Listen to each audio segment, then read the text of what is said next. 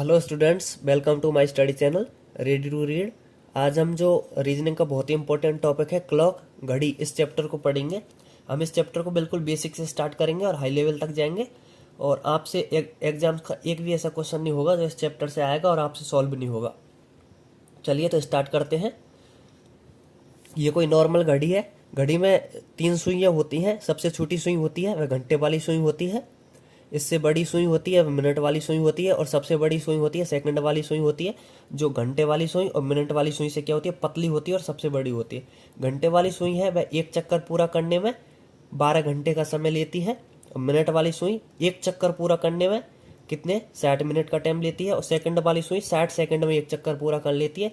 एक चक्कर पूरा करना मतलब 360 डिग्री का कोण बना लेना। इस चैप्टर में 5 टैप के सवाल बनते हैं। सबसे पहले टैप फर्स्ट को देखते हैं।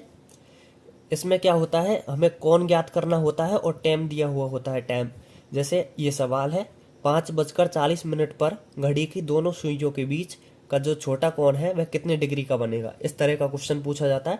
तो हम इस तरह के क्वेश्चन को कैसे हल करेंगे, इसके लिए एक फॉर्मूला होता है कोण ज्ञात करने का। कोण इज इक्वल टू 11/2 गुना मिनट माइनस 30 गुना घंटा। ये बहुत ही इंपॉर्टेंट फॉर्मूला है।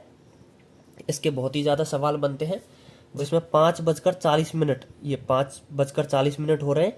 उसमें हमें हमें ये कौन पूछा है, छोटा वाला। ये हम ये छोटा वाला कौन भी निकालेंगे और ये बड़ा वाला कौन भी निकालेंगे।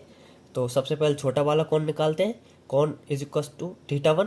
ये θ1 कौन मान लिया हमने, ये θ2 मान लिया। तो छोटा कौन θ1 निकालना है हमें, तो निकालते हैं। इसका फॉर्मूला था कौन इज इक्वल टू 11/2 गुना मिनट, और मिनट कितने हैं, 5:40 है, तो गुना 40 और माइनस 30 गुना घंटा। घंटा कितने का, 5।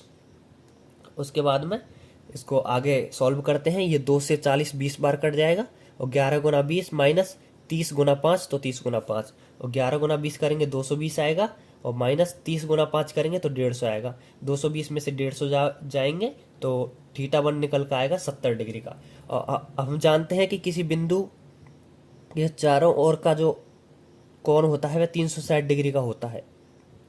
तो 360 में से 70 डिग्री का कोण तो बन गया। अब θ2 निकालना है हमें, बाह्य कोण निकालना है वो। तो क्या करेंगे, 360 में से 70 को क्या कर देंगे, माइनस कर देंगे।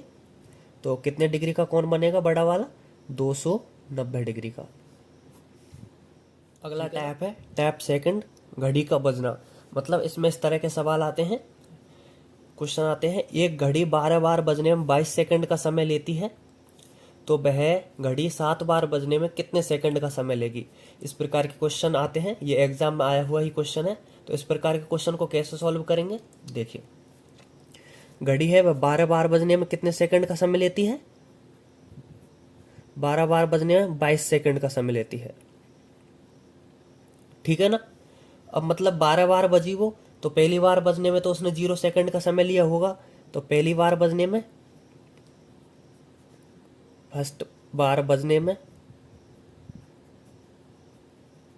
0 सेकंड का समय लिया होगा।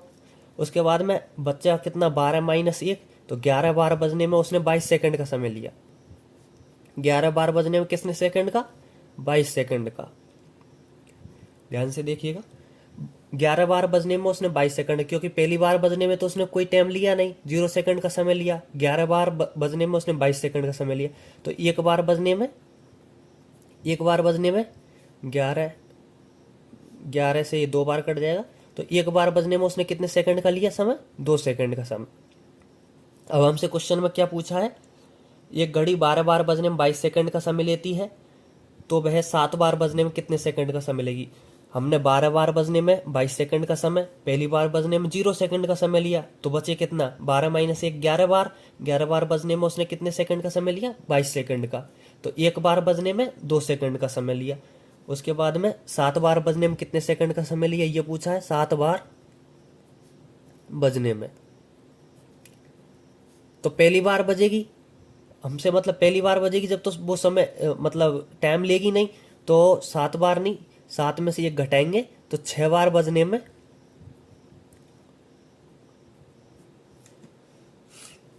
6 बार बजने में 6 बार बजने में एक बार बजने में 2 सेकंड का समय लेती है। 6 बार बजने में 6 गुना 2 12 सेकंड का समय लेगी। 12 सेकंड का समय 6 बार बजने में, और पहली बार बजने में तो उसने 0 सेकंड का समय लिया, तो 7 बार बजने में 7 बार बजने में उसने कितने सेकंड का समय लिया? 12 सेकंड का समय। ये आंसर हो गया। चलिए एक क्वेश्चन और करके देखते हैं इसी प्रकार का।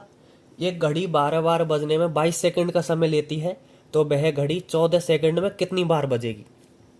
12 बार बजने में, दोबारा से 12 बार बजने में 22 सेकंड का समय, ठीक है ना। 12 बार बजने में नहीं, ये 11 बार बजने में, क्योंकि पहली बार बजने में तो वो समय लेगी नहीं, तो 11 बार बजने में उसने 22 सेकंड का समय लिया। तो एक बार बजने में 22/11 बराबर 11 दूना के 22, 2 सेकंड का समय, ठीक है ना। एक बार बजने में 2 सेकंड का समय लेगी। पहली बार बजी, 0 सेकंड का समय लिया, उसके बाद में 11 बार बजने में 22 सेकंड का समय ले लिया, एक बार बजने में 2 सेकंड का समय लेती है, तो 14 सेकंड में कितनी बार बजेगी? तो 14 सेकंड में, तो 2 सेकंड में एक बार बज रही है, तो 14 सेकंड में 14 में 2 का भाग दे देंगे, तो ये 7 बार बजेगी। 7 बार तो इस प्रकार से बज गई है। उसके बाद में पहली बार बजने में 0 सेकंड का समय लिया होगा, तो एक बार और बजी होगी, तो ये 8 बार बजेगी, ठीक है ना। अगला टैप है टैप 3rd, 4th और 5th। देखिए किस तरह से मैं आपके लिए वीडियो बनाता हूँ और बहुत मेहनत करता हूँ ताकि आपको अच्छे से अच्छा कंटेंट दे सकूँ और आपको अच्छे से समझा सकूँ, आपके लिए अच्छे समझ में आ जाए। प्लीज़ चैनल को सब्सक्राइब कीजिएगा और वीडियोज़ को लाइक कीजिएगा। चलिए मिलते हैं अगली वीडियो में, जब तक के लिए बाय बाय, टेक केयर।